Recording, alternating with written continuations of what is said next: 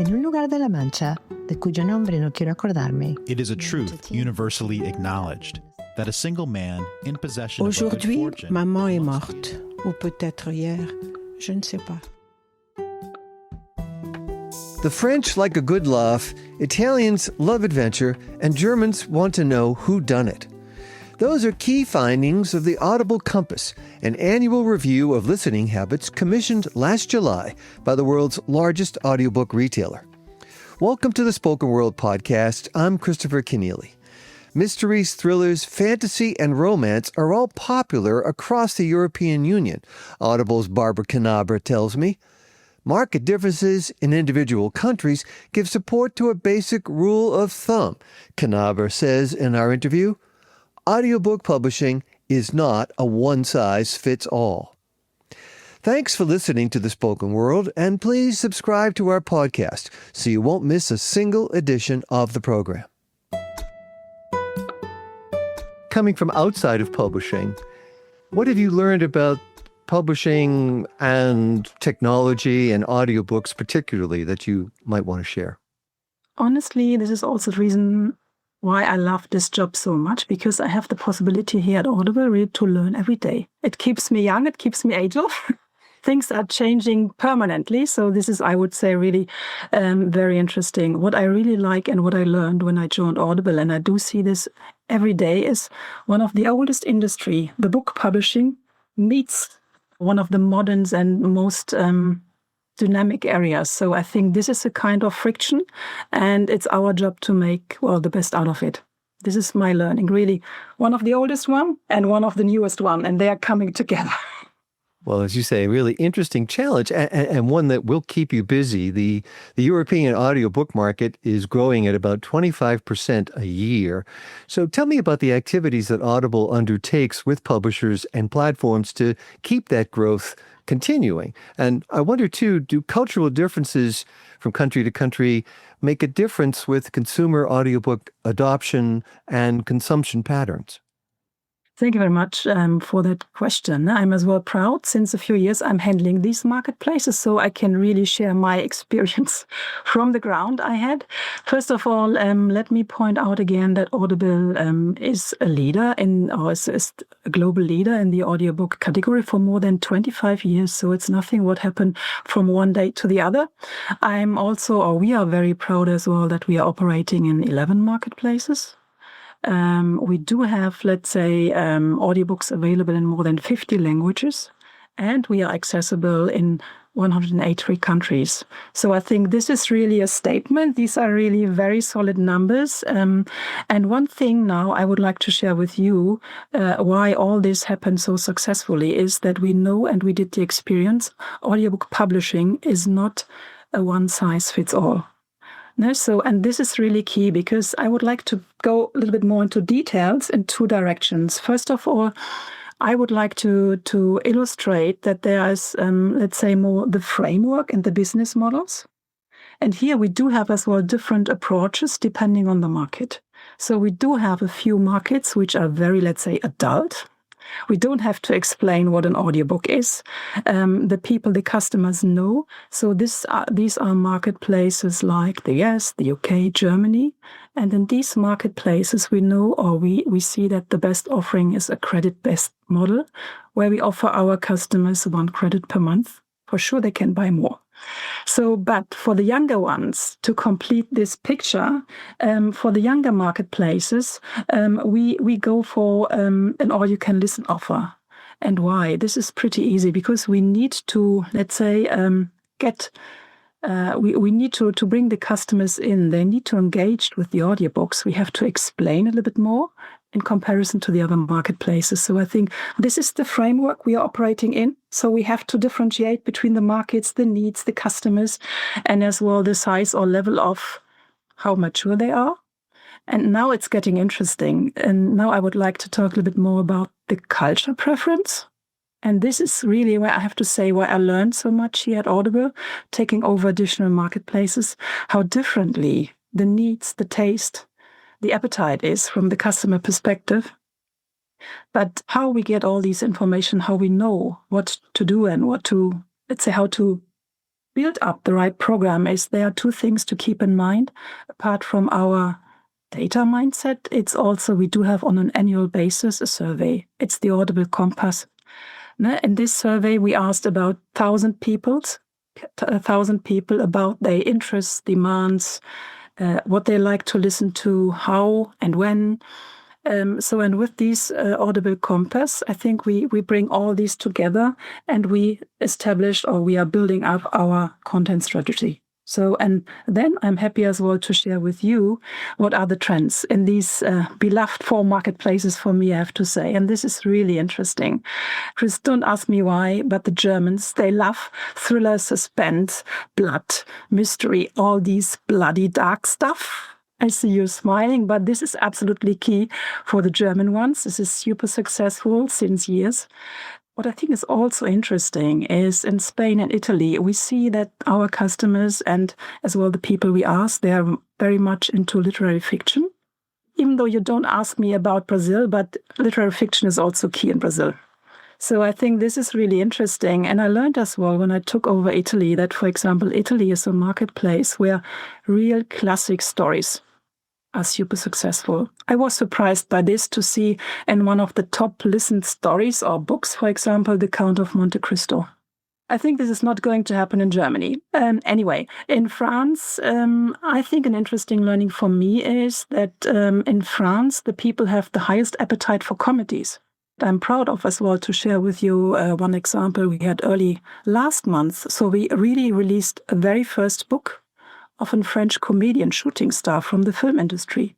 He wrote a book, it's Raphael Guénard, and it was directly in the top 10. It was really a big success for us in the bestseller list to bring this, let's say it was a kind of thriller meets comedy. These are the French. But let me add one thing, and then is looking at these, let's say, marketplace specifics or characteristics, it's also two numbers I would like to share with you, is local language content is key for these countries. So it's really absolutely key. So the highest percentage is in Spain with 97% are listening to local language content. Now, Germany is the fastest growing channel for audiobooks, I understand, for Audible in Europe. You've spoken briefly about the genre that's most popular, all the blood and gore, so to speak. But tell me about the demographics for your audiobook audience in Germany. Yes, thank you very much. This is really here a kind of home run for me. To go a little bit deeper regarding the Germans and their behavior. First of all, I think what we can see here very clearly, and Chris, I guess you know that one of our core characteristics is really we are operating very much customer obsessed. So we are very deep and close to the customer and their needs. So, and what we do see here in Germany, and this is really extraordinary in comparison to the other marketplaces, we do have a kind of German really deep history and as well culture tradition to listen to stories. One thing I would like to share with you as well, when I remember my childhood, when we went on holidays, we always started the trip with a bunch of cassettes. So it was in the 80s, we really all grew up with listening to stories. And I would say this is still in the culture and as well one of the secrets why it's so successful here and we are still growing very, let's say, in a smart and in a good way here in Germany, is people are used to listen to stories. And the good thing is, as we all know, first, we don't have to explain. And here especially, listening to stories is something you can do on top of something else. This is really absolutely key. And this is something you don't have to explain to the German ones. So this is important to know. And I think when we think about why Germans are listening so much or are used to, I think from the historical perspective, we have a very deep history in radio stations and they are very diverse here in Germany. And there are two main reasons to listen to stories or to listen to content, I would say. It's first entertainment. And the Germans, they are not only listening to, let's say, the dark stories, they also want to optimize themselves permanently. So they are listening for entertainment reasons, but also to learn. And this directly brings me as well to a kind of category, which is really key here and very successful. It's the nonfiction. umbrella, I say, or category. It took us a while really to say we want to go into this because it's so difficult really to how to package this because there are so many books and what's working, what's not working. So we really, let's say, focused on self-development, self-optimization, improvement. These are all things still which are key. And I would also say that Audible in this angle was a kind of pioneer to bring this to audio. And we still see this as a big, let's say, asset. And this is also traveling to other marketplaces. So I'm happy to be part of this. And there are as well some other good examples which illustrates the history or the successful history in Germany, for example. When we go back in the history, in 2024, when Audible has been launched here in Germany, these were the days where especially the people very open to technology, were into streaming. I'm curious, with the nonfiction category, I would imagine you have the authors as narrators, whereas in fiction, you might have a famous actor to read a book. But if I'm a particular expert in some field, psychology, whatever it is, it's a great way for the author to extend their brand and to reach their audience in a new way. Yes, absolutely. This is going to happen, but also with fiction sometimes. So sometimes you do have authors who really want to read and to narrate themselves. So we are experiencing this on both sides. I would like as well to add something on this. Sometimes as well, an author on nonfiction also wants to create with us together a podcast, but maybe we're going to talk about this later. But to being as well in another format. But you are right, it's also a good tool to show the whole variety and as well to give as well a voice to the author. Earlier this year, Audible announced a €4.5 million investment in Spanish originals for 2025. So Barbara Knabe, tell me about the initiatives that you are undertaking to help Spanish publishers grow those audiences and create those audiobooks. Yes, sure. Well, first of all, the number is really impressive here with the 4.5 million. And I would like to say as well that we have to keep in mind that it's not new for us to invest in the Spanish-speaking market. This is something we are already doing since more than 20 years. And I'm happy as well to say that we do have the largest Spanish-speaking audio catalog available already, but this is not enough. So we really want to let the category grow and to invest here as the number you mentioned. But how we are going to do this? So I think we are operating here as well on different sides. And one of the cherry on the cake for us are the originals. So, and this is what we are doing. And I would say that the magic here is finding the right piece of content. We have to identify an iconic story, top author or an author who's able to travel. It's and a narrator, as you mentioned as well, in combination or connection of nonfiction. A celebrity narrator could help us also to move on to, let's say, explain the category to gain more customers. And last but not least is sometimes we use also for the originals the newest technology. Dolby Atmos, for example, to really create a kind of cinema for the ears. So this is one example what we are doing with this invest, because we know, and I think this is not new to you and the audience probably, no? Spanish language is the one who travels the most. Not the German ones, but Spanish language is ready to travel. And I'm happy as well, as a side note, to note that early August we also launched a new cooperation with Amazon to make Audible more accessible also for our listeners in Mexico. So we are very much committed to this. The cherry on the cake are the originals. We are also working together with book publishers, with authors and agents to develop the stories for this audience or customers. And it may still be early days, Barbara, but is there a particular example of a success that you want to tell me about? Sure, there are a lot of stories, and there's, for example, a quite successful, I think it's a trilogy by a Spanish author team. It's the name is Juan Gomez Juado. And what we did for the originals is really we did an original audio first prequel. And this is absolutely new. It was also not in cooperation, but there's also an Amazon Prime Video series based on this. And this is really great because we can feature, let's say, the book itself, but we can also say, hey, and here's the prequel. So this is really what we try to do in a lot of format pieces to bring people in, give them a bridge to stay with the author, to change the format, or to go to another piece of content. So this is what we did. Well, Barbara Knabe, so Audible offers AI voices and translations in Spanish, French, and Italian, as I understand. How are you working with partners to use those AI tools to expand audiobook catalogs? And it offers greater listener choice, I'm sure, but it's important as well for listeners to know when they're hearing human versus AI narration. I totally agree with you, and this is also super important to us. I'm really happy here to share first-hand experience because I was involved in these projects in all three marketplaces.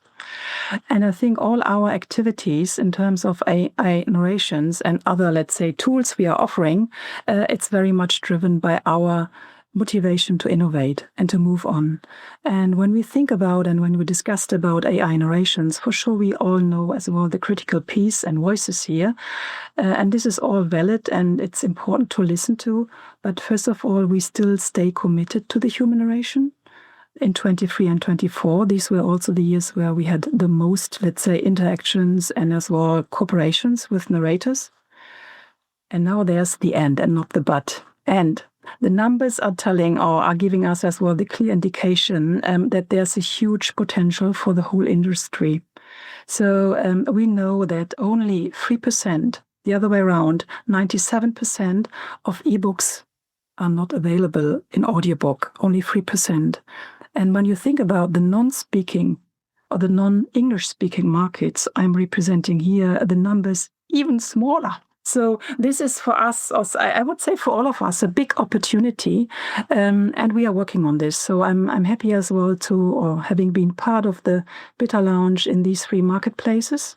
What we are doing here is really to the partners, we want to offer them a variety of different tools to broaden their offer, because we know that a broad offer is important to let the audio market grow. And when we talk about how to make this transparent, because this is key for us, we are customer obsessed, so it's important for us that the customer can choose. And we do have, right now in the testing, we do have 3 different, let's say, points where the customer can see that this is not a human narration. This is an artificial voice. It's on the product detail page for sure. It's in the metadata field narrator. And last but not least, also when you start listening to an audiobook. So this is really very important for us to make it clear. And as well, we also, when I mentioned we would like to broaden the offer here, it's also that we are not talking only about AI narrations.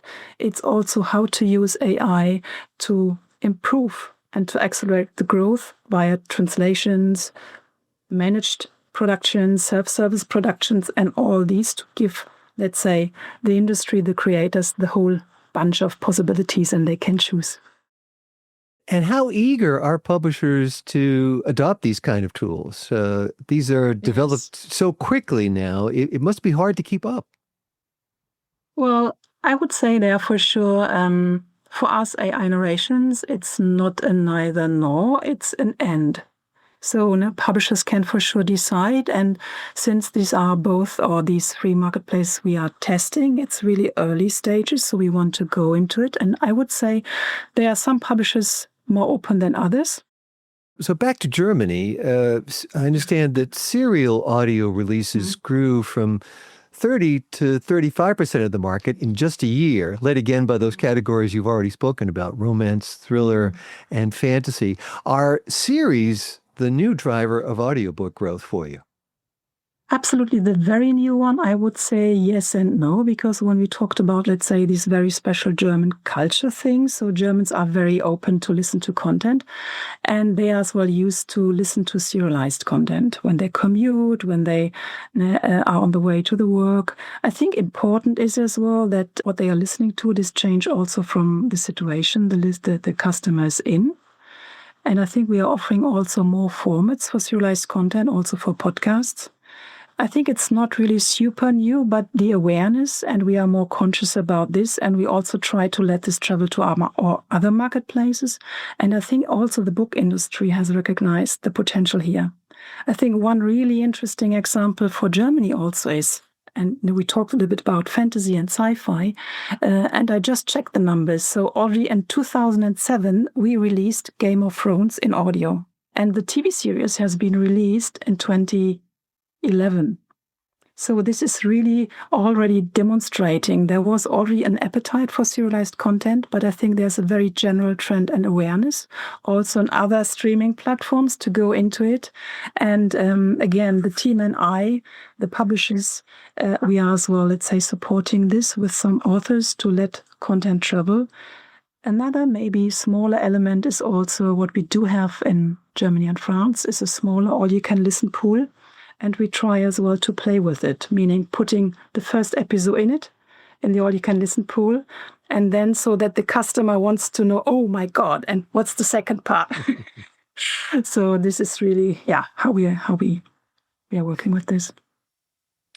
Well, a question that is of particular interest to me, which is regarding podcasts and audiobooks, Barbara Knabe. So tell me about the strategies that you use to turn podcast fans into audiobook listeners. Yes, I think this is really a good one, and this illustrates as well that we want to cooperate, let's say, with the creators in all formats. So podcast is also a format we can bring in, let's say, a voice, a story, an author, and then maybe the author jumps to an audiobook or so on. So what we are focusing on here is the narrated, is really a narrative podcast. This is where we are focusing on, quite successful also. So it's less the talking format we are on. It's really we would like to create here or to bring them again with stories, or as well non-fiction wise, with education. I very much like as well the word of the edutainment, education and entertainment. And I would say this is something we very clearly see in the podcast area. Again, in Germany, one of the most successful is about true crime. But we do have as well very successful formats where we partnered with an IP, with a magazine, where we are explaining the world. Meaning in 45 minutes, in a very entertainment format with a few people having a concept, talking about something quite normally not so easy accessible, but in a quite nice way. So it's also, one element is as well.